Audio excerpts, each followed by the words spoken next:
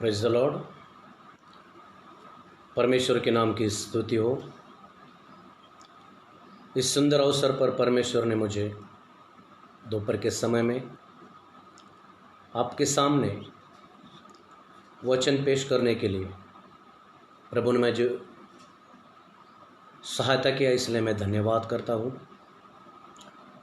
मैं pastor Santosh Waghmare, church of God full gospel in India, central west region, Shirdi, यहाँ पर मैं सेवकाई करता हूँ। और विशेष रूप से पास्टर जयंत थॉमस का मैं धन्यवाद करता हूँ, जिन्होंने मुझे Carmel media vision live Facebook पे आमंत्रित किया और अपने लोगों को प्रभु का वचन सुनाने के लिए मुझे आमंत्रित किया, इसलिए मैं उनका बहुत बहुत धन्यवाद करता हूँ। उनके यूट्यूब चैनल, फेसबुक चैनल का द्वारा बहुत से बहुमूल्य दास वहाँ संदेश, अच्छा संदेश लेके आते हैं। उनका भी मैं बहुत तहे दिल से शुक्रिया अदा करता हूँ।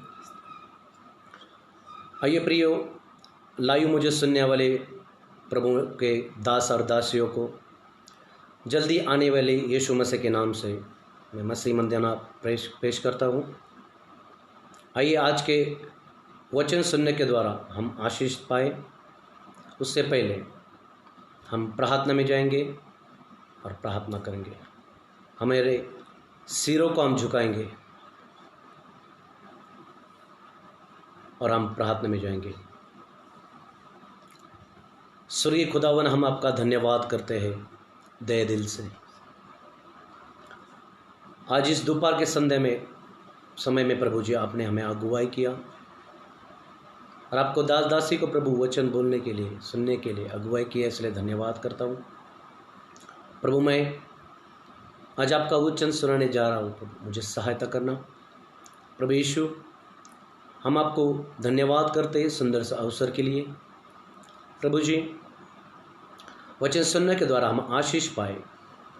आने वाले दिनों में प्रभु हम आपके और देखने के लिए हमें सहायता कर, मदद कर, हमारी अगुवाई कर। हमें सहायता कहाँ से मिलेगी प्रभु जी? हम आपकी तरफ देखते हैं। हमें सहायता देने वाला, हमें मदद करने वाला, हमें अगुवाई करने वाला और हमें अब तक चलाने वाला खुदावन आप है। प्रभु जी, हम आपके चरणों में आते हैं, दीन होते हैं, नम्र होते हैं और प्रभु आपको ऊंचा उठाते हैं। यीशु मसीह के नाम से प्रार्थना करता हूँ। आमीन, आमीन, आमीन। Praise the Lord. परमेश्वर के नाम की स्तुति हो। मैं 2 भाषाओं में आपके साथ प्रभु का वचन बांटने वाला हूँ, एक हिंदी और दूसरा मराठी। मेरे साथ मेरी मिसेस वैशाली है, वो वचन पढ़ने में मेरी अगुवाई करेंगी। आइए प्रभु के वचनों को हम मनन करेंगे, ध्यान करेंगे और हम आशीष पाएंगे।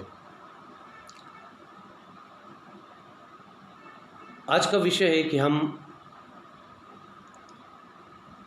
अपनी दृष्टि उस खुदावन की ओर लगाए। मराठी में टाइटल है कि दृष्टि जीवनावर प्रभुत्व करते।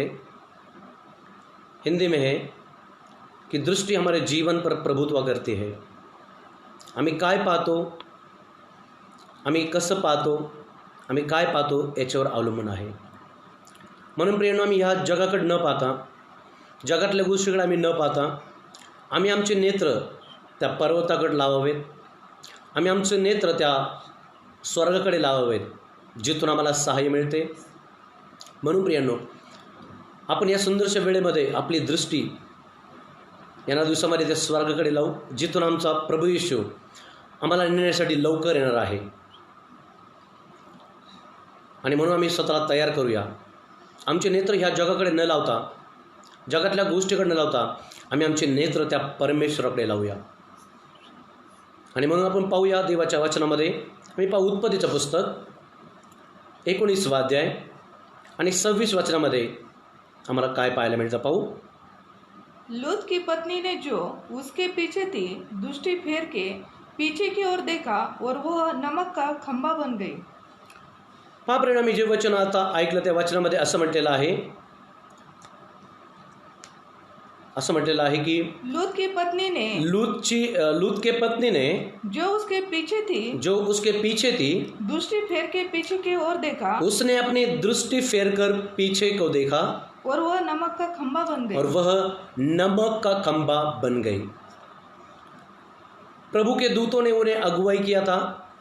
प्रभु उन दो नगरों का नाश करने वाला था और परमेश्वर का दूत उनके पास आकर कहा कि जल्दी से अपना प्राण लेकर इस दो शहरों से आप जल्दी से निकल जाओ. आपके दो दामाद, दो बेटियां, लूत और उसके पत्नी को परमेश्वर के दूतों ने अगुवाई किया था. फिर भी वो देरी कर रहे थे और परमेश्वर के दूत ने उन्हें एक संदेश दिया, एक चीज़ बताई और वो चीज़ यह थी कि सब कुछ करना लेकिन पीछे की ओर न देखना. बापरे, सर्व काही तुम्ही करा, तुम्ही तुमचा जीव घेऊन पळत असताना कृपया तुम्ही मागे पाहू नका. ही देवाने त्यांना दिलेली सर्वात महत्त्वाची आज्ञा होती. आणि आता मी 26 वाचनामध्ये वाचलं की ते आपला जीव घेऊन पळत असताना, ते आपले मुली घेऊन पळत असताना त्याची पत्नीच्या मागं होती.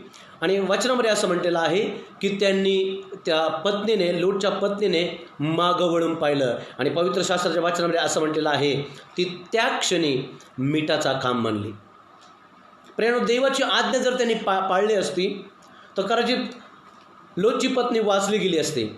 पण आपण पाहतो की त्या पत्नीने मागं पाहिलं, जगाकडे पाहिलं, आपल्या घराकडे पाहिलं, आपलं घर कसं जळत आहे त्याचकडे तिने पाहिलं. कारण की जिथं तिचं धन होतं, कारण की तिथं तिचं मन असेल. परमेश्वराच्या वचनात म्हटलेलं आहे जिथं तुमचं धन आहे तिथं तुमचं मन असेल.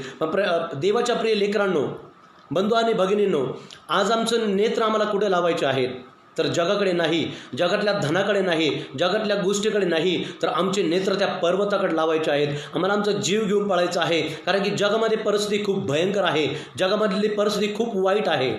आम्हाला ह्या जगामध्ये जर वाचायचं असेल तर आमचा जीव घेऊन आम्हाला त्या पर्वताकडे पळायचं आहे आणि देवाच्या आज्ञेचं पालन करायचं आहे, देवाच्या वचनाचं आम्हाला पालन करायचं आहे. 26 वचनामध्ये असं म्हटलंय, लूत की पत्नी ने जो उसके पीछे थी दृष्टि फेर के पीछे की ओर देखा और वह नमक का खंबा बन गई. जब हम पीछे देखते हैं तो हमारी उन्नति, हमारी प्रगति रुक जाती है. हमें पीछे नहीं देखना, हमें आगे की ओर देखना है. हमें परमेश्वर की ओर ताकना है. हमारा क्रूस प्रतिदिन हमें उठाकर प्रभु के पीछे चलना है और हमें पीछे मुड़कर कभी नहीं देखना. एक प्रभु का सेवक कहता है, यीशु के पीछे मैं चलने लगा, ना लौटूंगा और ना लौटूंगा. दुनिया को छोड़कर और सलीब को लेकर ना लौटूंगा. प्रियानो, लूक वर्तमान याचा 9वा अध्याय 61 आणि 62 वचनामध्ये असं म्हटलेलं आहे. लूक वर्तमान याचा 9वा अध्याय 61 आणि 62 वचन यावेळेस वाचू. एक और ने भी कहा, हे प्रभु, मैं तेरे पीछे हो लूंगा, पर पहले मुझे जाने दे कि अपने घर के लोगों से विदा ले आऊं. 62. यीशु ने उससे कहा, जो कोई अपना हाथ हल पर रखता है, पीछे देखता है और पीछे मुड़ के देखता है, वह परमेश्वर के राज्य के योग्य नहीं. प्रियो, हम एक बार अगर मसीह के पीछे चलने लगे तो हमने प्रभु की खेती में हाल जोतना शुरू किया है. और परमेश्वर का वचन कहता है, एक शिष्य, एक प्रभु का जन, एक विश्वासी अगर एक खेत में जोता बोने के लिए किसान की तरह यीशु के पीछे अनुयायी के समान वो अगर यीशु को देखता है तो वो पुराने जीवन में कभी लौट के वापस न जाए, बल्कि अपनी दृष्टि आगे की ओर करे. पुराने जीवन की तलाश हम ना करें, पुराने रीति रिवाजों की तलाश हम ना करें, नहीं तो हम लूत की पत्नी की तरह पीछे देखने के द्वारा हमारा नाश हम करवा लेंगे। प्रिय परमेश्वर के प्रिय लोगों, एक जवान, एक अगर शिष्य प्रभु के वचनों के अनुसार अगर अपना जीवन व्यतीत करे, या फिर वो परमेश्वर के खेती में अगर वो हल जोतना चाहे और परमेश्वर का वचन कहता है वो पीछे देखे तो मेरे योग्य नहीं, हमें पीछे नहीं, हमें यीशु का अनुयायी बनकर, हमें यीशु का अच्छा शिष्य बनकर हमें आगे की ओर देखना है, हमें आगे बढ़ना है, हमें आगे बढ़ना है। एक गीतकार कहता है कि वो अपने गीत में ऐसा कहता है कि मैं दुनिया को छोड़कर सब कुछ प्रभु आपके साथ चलना चाहता हूँ। एक गीत जो मुझे अभी याद है कि पौलुस कहता है अपने वचन के द्वारा, पत्र के द्वारा कहता है कि पिछला सब भूलकर मैं आगे को दौड़ा चलूँ और जो मेरे लिए धन था उसको मैं त्याग दूँ। हम उस खुदावन की ओर देखें जिन्होंने हमारे इस धरती पर नहीं बल्कि स्वर्ग में हमारे लिए बड़ा प्रतिफल उसने हमारे लिए रखा है। उस प्रतिफल को ताके, उस स्वर्ग की ओर देखें और हम अपना जीवन वो प्रभु के हाथों में सौंप दें। अगर हम पीछे देखते हैं तो हमारी उन्नति रुक जाती है, हमारी प्रगति रुक जाती है, हमारी बढ़ोतरी रुक जाती है। हमें पीछे नहीं बल्कि यीशु की तरफ आगे को और आगे को देखना है। दूसरी चीज हम देखेंगे मत्ती 14वां अध्याय 29 और 30 वचन को हम देखेंगे। उसने कहा, आ। तब पतरस नाव पर से उतरकर यीशु के पास जाने को पानी पर चलने लगा। यह हम देखते हैं प्रियो कि यीशु मसीह ने अपने चेलों को आज्ञा दी, तुम आगे जाओ, मैं आपके पीछे से मैं आता हूँ। प्रार्थना करके यीशु मसीह पानी में चलकर शिष्यों के पास आ रहा था और यह बात पतरस ने देखी और पतरस को लालसा हुई कि वो भी यीशु की तरह पानी पर चलकर यीशु के पास जाए। वचन में ऐसा लिखा है, उसने कहा आ। तब पतरस नाव पर से उतरकर यीशु के पास जाने को पानी पर चलने लगा। वास्तव में वहाँ की परिस्थिति ऐसी थी कि वहाँ तूफान था, नाव डगमगा रही थी, बिजली की कड़कड़ाहट थी, समुद्र खौला हुआ था और इस बीच परमेश्वर यीशु मसीह पानी पर चलकर शिष्यों के पास आ रहा था और पतरस को लालसा हुई कि मैं भी यीशु की तरह पानी पे चलूं। यहाँ गौर करने वाली एक बात है कि जब तक यीशु मसीह को देख रहा था, पतरस यीशु मसीह को देख रहा था, तब तक वो पानी पे चल के उसके पास आ रहा था। लेकिन जब उसने अपने आजू बाजू देखा, जब उसने समुद्र को देखा, जब उसने उस बिजली को देखा, तो उसका विश्वास डगमगाने लगा। प्रभु के प्रियजनों, जब हम विश्वासी जीवन में जीवन जीते हैं, जब हम अपना विश्वास प्रभु की ओर देख कर चलने लगते हैं, तो इस दुनिया पर हम विजय प्राप्त करते हैं।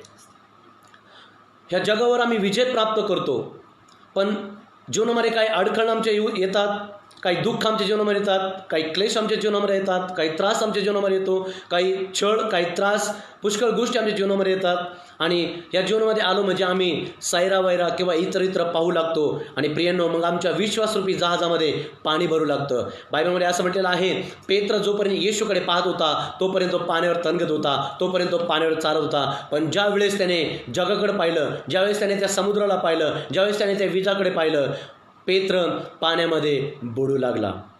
पुढे वाचूया, आगे पढ़ेंगे। पर हवा को देखकर डर गया और वह हवा को देखकर डर गया और जब वह डूबने लगा तो वह चिल्लाकर कहा, हे प्रभु मुझे बचा ले। परमेश्वर की यीशु मसीह ने उसे अपना हाथ बढ़ाकर उसे उस समंदर से, उसे उस परेशानी में से खींचकर बाहर निकाला, क्योंकि यीशु मसीह उससे प्यार करता था। जीवन के हम ऐसे कठिन परिस्थिति में हो सकते हैं, जीवन के दुख में हम हो सकते हैं, परेशानी में हम हो सकते हैं, डूबे हुए परिस्थिति में हम हो सकते हैं, लेकिन प्रियो हम यीशु की तरफ देखेंगे, उसको आवाज़ लगाएंगे, उससे अगर हम प्रार्थना करेंगे, उससे हम अगर विनती करेंगे, तो वो दौड़ कर आएगा अपना दाहिना हाथ बढ़ाकर हमें उस समंदर से, हमें उस परेशानी से, हमें उस तकलीफ से बचाने के लिए यीशु मसीह आज भी जीवित है और आपको बचाने के लिए वो सक्षम है। इसलिए उस परमेश्वर का धन्यवाद करें। दुनिया को ना देखें, आज दुनिया में विपरीत परिस्थिति है। ये विपरीत परिस्थिति में हम दुनिया को ना देखें। कोविड-19 जैसी, कोरोना वायरस जैसी परिस्थिति हमारे जीवन में है, हमारे आसपास में कोरोना पॉजिटिव लोग हैं, लेकिन प्यारों परमेश्वर हम इन सबों से बचाने वाला खुदावन है और सभी रोग मुक्त करने वाला वो हमारा खुदा है। इसलिए हम उसकी ओर ताकते रहे, उसकी ओर देखते रहे और प्रभु का आशीष हम पाते रहे। तीसरी बात हम देखेंगे कि हम किसके ओर देखना है जिससे कि हमारा उद्धार होवे। देखेंगे गणना 21 अध्याय उसका पद 9। और मूसा ने पीतल का एक सांप बनवाकर खंभे पर लटकाया। तब सांप के डसे हुओं में से जिसने उस पीतल के सांप की ओर देखा वह जीवित बच गया। परमेश्वर का वचन यहाँ पे कहता है कि इस्राएल लोग जब जंगल में थे, उस जंगल में वो परमेश्वर के विरुद्ध उन्होंने कुड़कुड़ाया, जो परमेश्वर को पसंद नहीं वो चीज़ें उन्होंने अपने जीवन में की और परमेश्वर का न्याय उनके ऊपर आने लगा। और हम देखते हैं कि परमेश्वर ने सर्प को उस जंगल में भेजा, लेकिन वहाँ पे ऐसा लिखा है परमेश्वर के पवित्र वचन में, हम देखते हैं कि परमेश्वर ने मूसा को एक आज्ञा दी थी कि जंगल में से सबसे ऊंचे पेड़ पर एक पीतल की प्रतिमा तुम बनाना। जो कोई उस पीतल की प्रतिमा को देखेगा, सर्प की पीतल की प्रतिमा को देखेगा, वो बचाया जाएगा। योहान शुभवर्तमान 3 अध्याय 14 आणि 15 वचनमध्ये असं म्हटलेलं आहे। योहान शुभवर्तमान 3 अध्याय 14 आणि 15 वचनामध्ये असं म्हटलेलं आहे। और जिस रीति से मूसा ने जंगल में सांप को ऊंचे पर चढ़ाया, उसी रीति से अवश्य है कि मनुष्य का पुत्र भी ऊंचे पर चढ़ाया जाए। हम देखते हैं 2020 साल पहले रोमी सैनिकों के द्वारा यीशु मसीह को क्रूस पे लटकाया गया। हम देखते हैं कि जैसे मूसा ने सर्प की प्रतिमा को ऊंचे पर लटकाया और जिन्होंने उसको देखा वो लोग उस सर्प के डसने के द्वारा बच गए। प्रियो, परमेश्वर वचन कहता है 2000 वर्ष पहले यीशु मसीह को उस क्रूस पर लटकाया गया, उस ऊंचे पर लटकाया गया, ताकि हम उस क्रूस को देख के हमारा उद्धार, हमारे उद्धार को हम उस परमेश्वर को और देखें और हमारा उद्धार हम प्राप्त कर सके। क्योंकि ऊंचे पे परमेश्वर के पुत्र प्रभु यीशु मसीह को ऊंचे पे लटकाया गया था, ताकि हम उसकी तरफ देखें, उसके लहू बहाने के द्वारा हमें उद्धार प्राप्त मिले, उसके कोड़े खाने से हम चंगे हो जाए। परमेश्वर का वचन आगे कहता है 14 आणि 15। और जिस रीति से मूसा ने जंगल में सांप को ऊंचे पर किया, उसी रीति से अवश्य है कि मनुष्य का पुत्र भी ऊंचे पर चढ़ाया जाए, ताकि जो कोई उस पर विश्वास करे वह अनंत जीवन पाए, वह नाश न होवे बल्कि अनंत जीवन पाए। हमें अपना दृष्टिकोण, हमारी दृष्टि ना कि लूत की पत्नी की तरह पीछे की ओर, ना कि पत्र की तरह दुनिया की ओर, बल्कि हमारी दृष्टि आज उद्धारकर्ता यीशु मसीह की ओर हम अगर लगाएंगे, हम अगर देखेंगे, तो परमेश्वर का वचन कहता है वह हमें अनंत जीवन देने के लिए सक्षम है। वो हमें आनंद जीवन देणे के लिए तयार आहे। तो आम्हाला तारण देण्यासाठी, तो आम्हाला उद्धार देण्यासाठी आम्ही जगाकडे नाही, आम्ही लूटचापत्तीसारखं मागं नाही, तर आम्ही देवाकडे पाहावं, त्या क्रूसाकडे पाहावं आणि आमचं तारण आम्ही साधून घ्यावं। कारण योहान 3:16 मध्ये म्हटलेलं आहे, देवाने जगावर एवढी प्रीती केली की त्याने आपला एकुलता एक पुत्र दिला, अशासाठी की जो कोणी त्याचा विश्वास करील त्याचा नाश होऊ नये, तर त्याला सार्वकालिक जीवन प्राप्त व्हावं। वाचूया ते 15 वचन। ताकि जो कोई उस पर विश्वास करे वह अनंत जीवन पाए। जो कोणी त्या येशू ख्रिस्तावर, उंच टांगलेल्या येशू ख्रिस्ताकडे पाहिल, त्या क्रूसाकडे आपले नेत्र लावील, वचनामध्ये म्हटलेलं आहे तो तारण, तो अनंत जीवन प्राप्त करेल। प्रियांनो, आम्हाला ह्या शेवटच्या काळामध्ये आम्ही जीवन जगत आहोत। जर आम्ही लूक शुभवर्तमानाचा 21 अध्याय जर वाचला, तर येशूने त्या शेवटच्या दिवसामध्ये भविष्यवाणी केलेली आहे। राज्य राज्यावर उठेल, देश देशावर उठेल, लढाई होतील, भूमिकंप होतील, मारे येतील। आज सेम ती परिस्थिती चालू आहे। पण जगाकडे पाहण्यापेक्षा तुम्ही त्या येशूकडे पहा।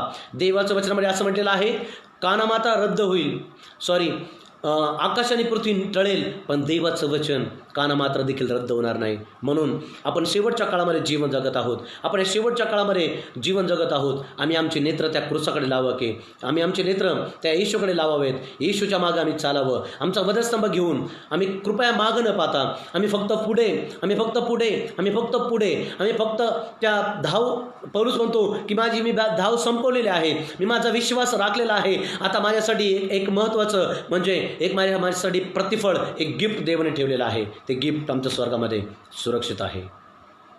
आम्ही येशूकडे पाहावं, आमचं तारण, आमचा उद्धार आम्ही प्राप्त करावा। परमेश्वर मला आशीर्वाद देव।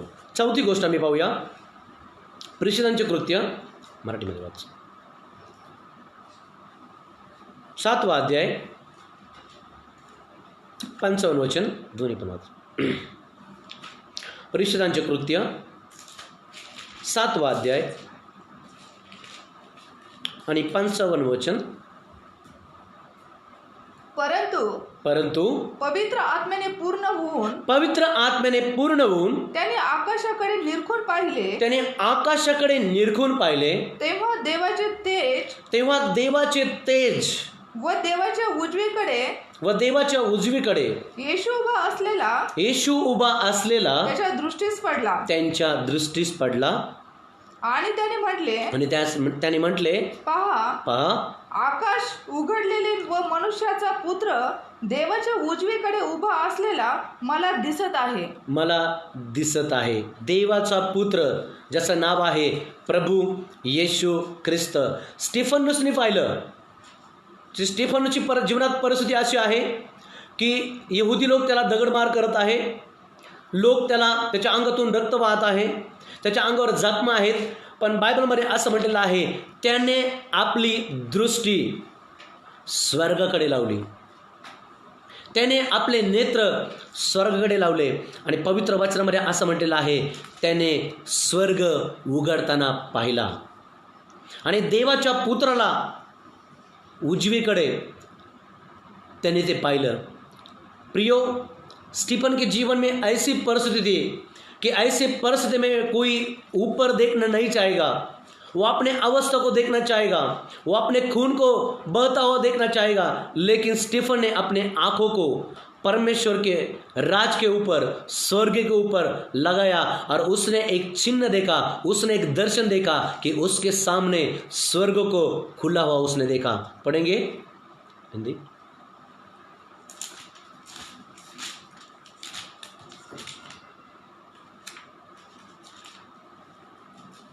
प्रेषित 7:55 बोट ठेवा त्याच्यामध्ये।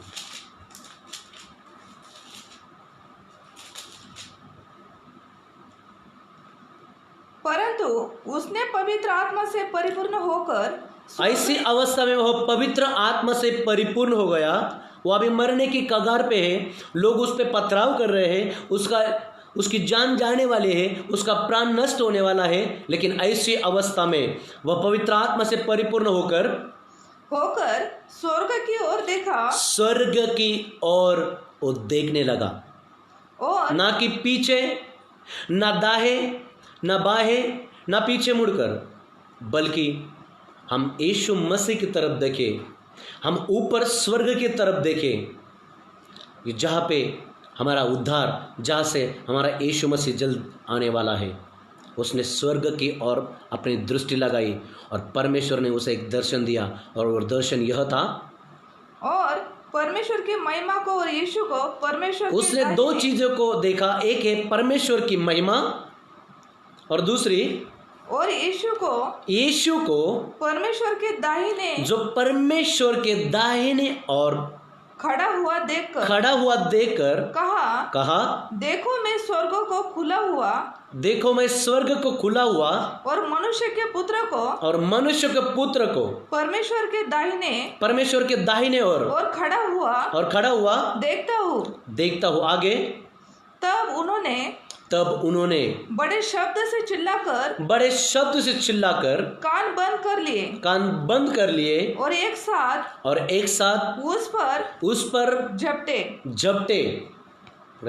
और उसे नगर के बाहर निकलकर उस पर पथराव करने लगे।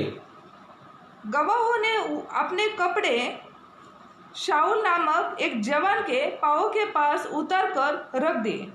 प्रियो, मैं यहाँ पे आपको एक चीज बताना चाहता हूँ कि स्टीफन की जैसी परिस्थिति अगर हमारे जीवन में आती है तो हम दुनिया को देखेंगे, हम हमारे सहायता करने वालों को देखेंगे, लेकिन नहीं, पतरस ने किसी का वसीला नहीं लिया, पतरस ने किसी को बुलाया नहीं, स्टीफन ने किसी को बुलाया नहीं, लेकिन परमेश्वर की ओर वो स्वर्ग की तरफ अपने आंखों को लगाए बैठा, और उसने एक दर्शन देखा कि यीशु मसीह पिता के दाहिने ओर, अपने पिता के दाहिने ओर महिमा में खड़ा हुआ उसने देखा।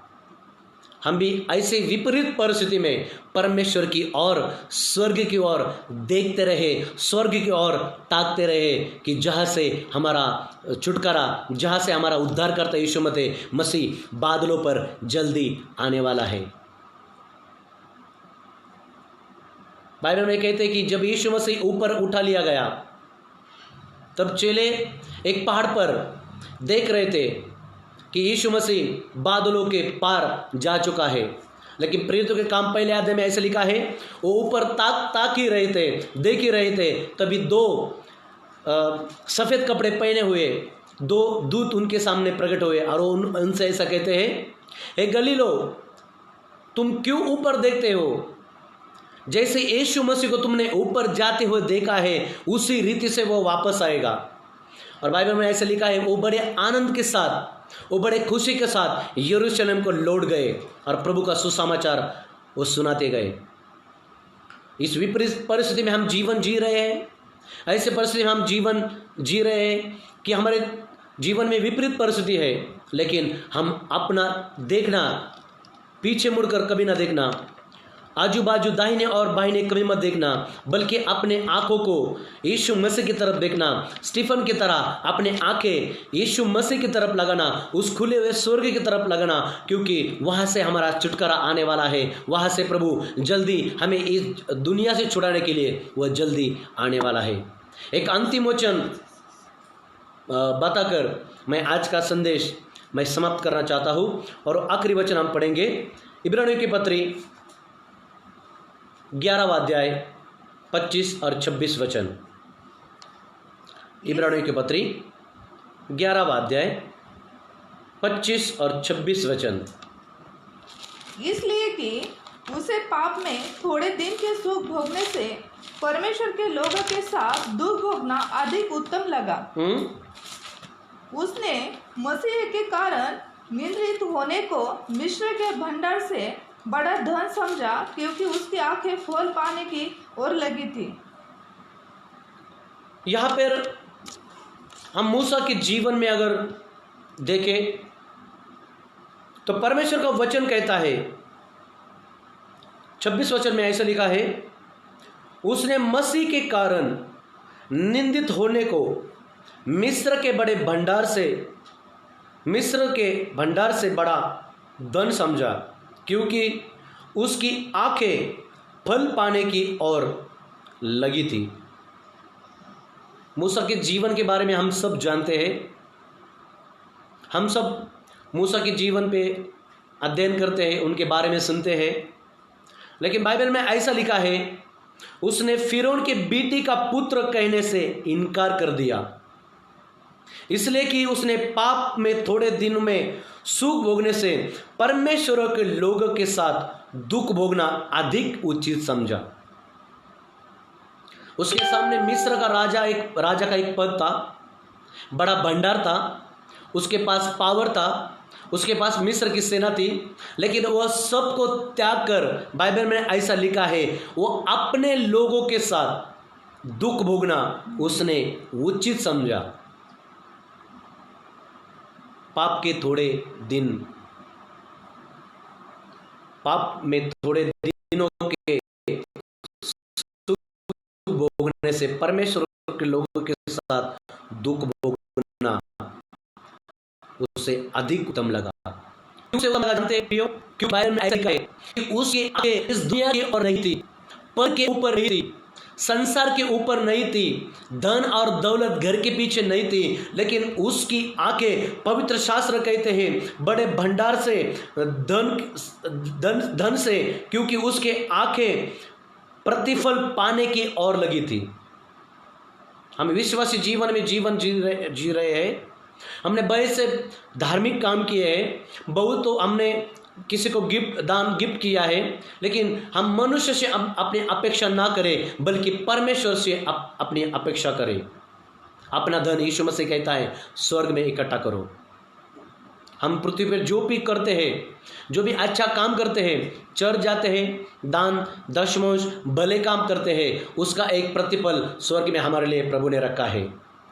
बाइबल में ऐसा लिखा है, पढ़ेंगे 26 वचन। उसने मसीह के कारण निंदित होने को मिस्र के भंडार से, मिस्र का जो दुनिया का धन था उससे बड़ा धन समझा, क्योंकि उसकी आंखें फल पाने के ऊपर लगी थी। प्रियो, हमने अभी देखा कि लूत के पत्नी ने पीछे देखा, और बाइबल यह कहती है कि उसकी उन्नति, उसकी प्रगति रुक गई। पीटर को हम देखते हैं कि उसने आजू बाजू देखा, तूफानों को देखा, और वो पानी में डूबने लगा। तीसरी चीज़ हम देखते हैं कि हम अगर यीशु की तरफ देखते हैं, उस ऊंचे उठाए गए यीशु मसीह का हम देखते हैं, तो हमारा उद्धार निश्चित हुआ है। और चौथी चीज़ हम देखते हैं कि हम स्वर्ग की तरफ देखते हैं, तो वहाँ से हमारा छुटकारा आने वाला है। और आखिरी वचन में हम देखते हैं कि उसने अपनी आंखें स्वर्ग की ओर लगाई थी, उस प्रतिफल की ओर लगाई थी, जिस स्वर्ग में उसका प्रतिफल अच्छी तरह से उसने अपने आंखें अच्छी तरह से स्वर्ग पर लगाई थी, क्योंकि बाइबल में ऐसा लिखा है, उसकी आंखें फल पाने की ओर लगी थी, स्वर्ग की ओर। उसका फल, उसका पद, उसका सब कुछ परमेश्वर के चरणों में था, स्वर्ग में था। और बाइबल में ऐसा लिखा है कि उसने वो प्रतिफल पाया। मूसा ने अपना प्रतिफल स्वर्ग में जरूर पाया। मिस्र के भंडार से भी बढ़कर, मिस्र के राजे से भी बढ़कर ये दुनिया का पद एक दिन खत्म हो जाएगा। प्रियो, ये क्रिश्चियन लाइफ एक वन वे ट्रैफिक की तरह है। एक बार हमने मसीह को ग्रहण किया, स्वीकार किया, उसका वधस्तंभ हम अपने कंधे पे लेके एक बार निकले हैं, तो कृपया हम आगे को, पीछे को ना देखें, तो हम आगे को देखें। जीवन में बहुत सारी कठिनाई आएगी, परेशानी आएगी, लेकिन इन सबों में परमेश्वर आपके साथ रहेगा, परमेश्वर आपको आशीष देगा। कभी पीछे नहीं, बल्कि आगे को देखो और परमेश्वर के आशीष में बढ़ते जाओ। पौलुस कहता है, पिछला सब भूलकर मैं आगे दौड़ा जाता हूँ। आइए, ये सुंदर से वचनों ने परमेश्वर ने हमें आशीषित किया है, इसलिए हम आंखों को बंद करेंगे और हम प्रार्थना में जाएंगे। प्रभु जी, धन्यवाद करते हैं इस सुंदर से संदेश के लिए। प्रभु, ये विपरीत परिस्थिति में हम जीवन जी रहे हैं, लेकिन हम पीछे ना देखें, ना दाएं ना बाएं, प्रभु हम उस क्रूस की ओर ताकते रहे, हम उस क्रूस के आशीषित पाए, क्रूस के द्वारा हम आशीष पाए, हमारा उद्धार, हम उद्धार पाए, उस क्रूस को देखने के द्वारा हम अनंत जीवन पाए। स्टीफन ने मरते समय प्रभु जी स्वर्ग खुला हुआ देखा, पुत्र की महिमा देखी, पिता की महिमा देखी। वैसे हम विपरीत परिस्थिति में हमारे उद्धारकर्ता की ओर, यीशु मसीह की ओर ताकते रहे, हम अपने स्वर्ग को खुला हो देखते रहे और प्रभु हम आपसे आशीष पाते रहे। प्रभु जी हम पीछे मुड़ कर नहीं तो आगे बढ़ने के लिए तो हमें अगुवाई कर, सहायता कर, हमारे जीवन में नया प्रकाश, नई उन्नति तो दे प्रभु, हमें आगे बढ़ने के लिए नया सामर्थ्य दे प्रभु। दुनिया के ऊपर ये जो बीमारी, महामारी फैली प्रभु, आप हमें सहायता करें। जो लोग प्रार्थना कर रहे प्रभु, उनका प्रार्थना का उत्तर आप दीजिए और विपरीत परिस्थिति में हम आपकी तरफ देखने के लिए हमें अगुवाई कर प्रभु। फिर एक बार धन्यवाद करते हो हर एक भाइयों के लिए, बहनों के लिए प्रभु, विशेष करके पास्टर जयंत थॉमस के लिए, उनके यूट्यूब चैनल के लिए धन्यवाद करते हैं, उनके करमेल विजन, मीडिया विजन के लिए प्रार्थना करते हैं, बहुत सारे लोग जुड़ने के लिए, और उन्हें आशीषित कर पिता। प्रभु हम तेरे हाथों में पड़ते हैं, हमें आगे चलाने के लिए सहायता कर, मदद कर और तेरे आगुए में चला। यीशु मसीह के नाम से छोटी सी विनती को मांगते हैं, सुनार कबूल कर। आमीन, आमीन, आमीन। प्रभु आप सबको आशीष दे।